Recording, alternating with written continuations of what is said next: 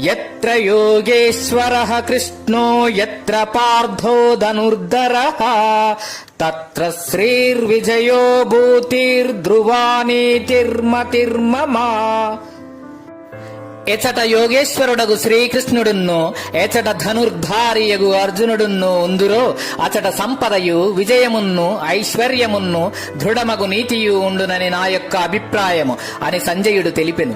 గీతాగ్రంథము ఈ శ్లోకముతో పరిసమాప్తమగుచున్నది. భగవత్ సాన్నిధ్యమందు భక్తుని సాన్నిధ్యమందు ఎట్టి శుభప్రదమైన వాతావరణం ఏర్పడునో ఈ శ్లోకము ద్వారా వెల్లడి చేయబడినది. ఎచట యోగేశ్వరుడగు శ్రీకృష్ణ భగవానుడు యుండునో మరియు ఎచట ధనుర్ధారియగు అర్జునుడు ఉండునో అచట ఐశ్వర్యము విజయము మున్నగునవి వెలయిచుండునని చెప్పబడినది. కాబట్టి విజయమును నీతిని జ్ఞాన సంపదను అభిలషించువారు భగవత్ చింతనాదుల ద్వారా సాక్షాత్